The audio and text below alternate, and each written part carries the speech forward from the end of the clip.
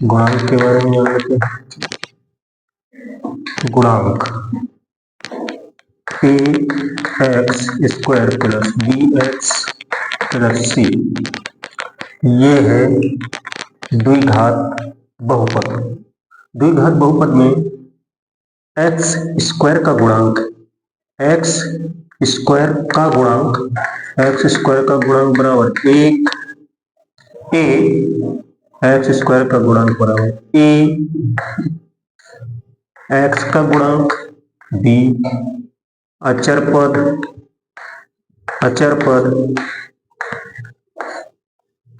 सी। ठीक है, अब यहां देखिए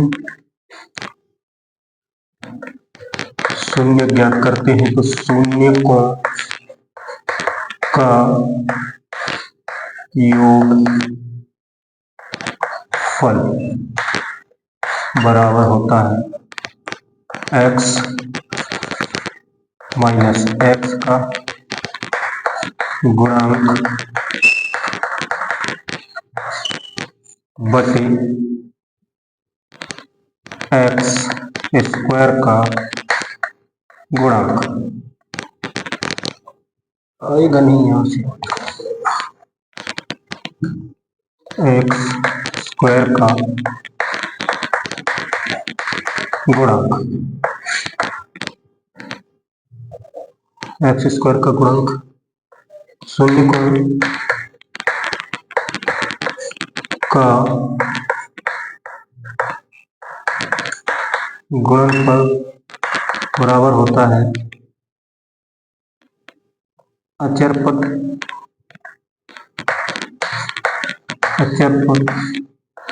बटे एक्स स्क्वायर का गुणांक।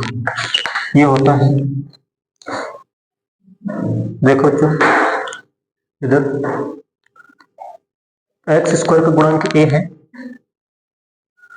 बी एक्स है, एक्स का गुणांक बी है, अचर पद सी है।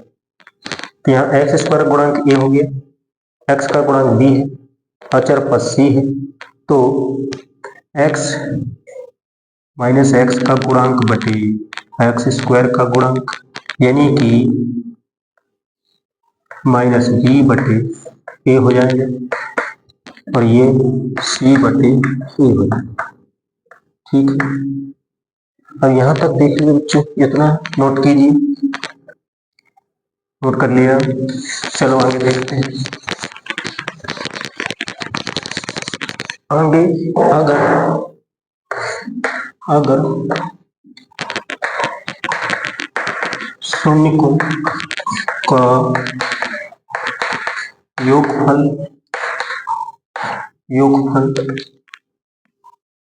दिया हो और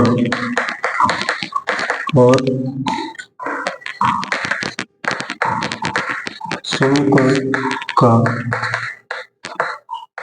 गुणनफल दिया हो तो समीकरण यानी बहुपद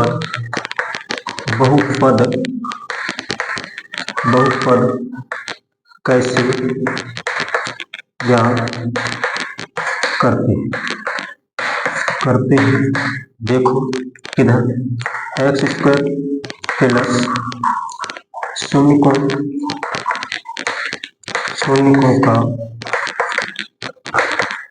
योगफल इंटू एक्स प्लस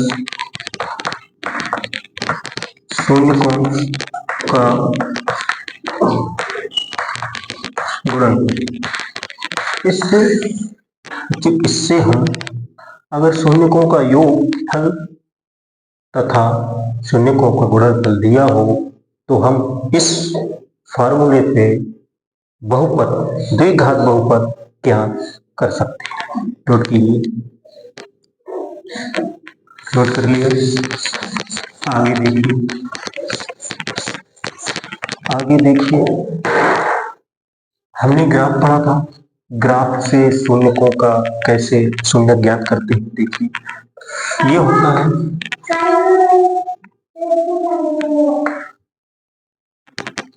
ये देखिए वाई, ये Y dash X X X, यह जीरो, यहाँ माइनस का खिलता है, यहाँ प्लस होता है, यहाँ प्लस होता है और यहाँ माइनस होता है। यहाँ देखिए अब मान लो कोई वर्टिकल यहाँ से निकल गया, अगर आपसे पूछा जाए कि इसमें कितने शून्यक हैं, तो इसमें आप बोलेंगे इसमें शून्यकों की संख्या 0। क्यों? कि जो वक्र है वो किसी भी पूर्णांक को प्रतिच्छेदित नहीं करता है। अगर किसी भी पूर्णांक को प्रतिच्छेदित नहीं करता है तो इस स्थिति में शून्यकों की संख्या क्या होगी? शून्यकों की संख्या 0 होगी। ध्यान रखना, अगर इस प्रकार से है और मान लिया मैंने कोई ग्राफ ऐसा करके ऐसा गया तो एक यहाँ और एक यहाँ काट रहा है, तो शून्यकों की संख्या कितनी हो जाएगी? क्योंकि जो वक्र है वो दो पूर्णांकों को प्रतिच्छेदित करता है, तो शून्यकों की संख्या होगी, शून्य कितने हो जाएंगे? 2। इसमें 2 शून्य मिलेंगे। अगर किसी भी ऐसा है और ये ऐसे करके ऐसे जा रहा है और ऐसे, तो ये कितनी जगह प्रतिच्छेद करता है? 1 2 3 4 जगह। तो शून्यकों की शून्य कितने हो जाएंगे? शून्य हो जाएंगे आपके 4। तो ये ग्राफ आपको समझ में आ गया। इससे अगर कोई सवाल आता है तो आप हल कर लेंगे इस प्रकार से। आगे देखिए, अब गुणनखंड विधि द्वारा हम कैसे ज्ञात करते हैं, तो देखिए पहले हमने ले लिया 2x² प्लस 4 प्लस 2, ये हमने एक बहुपद लिया, इसमें हमको शून्यक ज्ञात करना है। कैसे करेंगे? यानी बाह्य पदों का गुणनफल मध्य पद के योग या अंतर के बराबर होना चाहिए। तो ये 4 के करेंगे तो 2 गुणे 2 बराबर 4 होता है, तो 2 प्लस 2 बराबर 4 होता है। हम करेंगे 2x² plus 2 plus 2 into x plus 2, तो 2x² plus 2x plus 2x plus 2, यहाँ कॉमन क्या है? 2x, 2x कॉमन लिया तो क्या बचा? x प्लस यहाँ 1, यहाँ कॉमन क्या है? 2, यहाँ बचा x प्लस 1। अब यहाँ ये कॉमन है, इसको ले लिया 1 प्लस x प्लस 1 कॉमन हो गया, यहाँ बचा 2x और यहाँ बचा 2। अब हमको शून्यक निकालना है, तो ये x प्लस 1 कर लेंगे बराबर 0 या 2x प्लस 2 बराबर 0। तो इसमें हो जाएगा x बराबर 1 माइनस का, तो यहाँ हो जाएगा 2x बराबर 2, ये हो जाएगा x बराबर माइनस के 2/2, ये कटेगा तो क्या आएगा? x बराबर माइनस के। आपको शून्य मिलेगा, मिले शून्य नोट कीजिए। इस प्रकार से हम हल करते हैं शून्य को।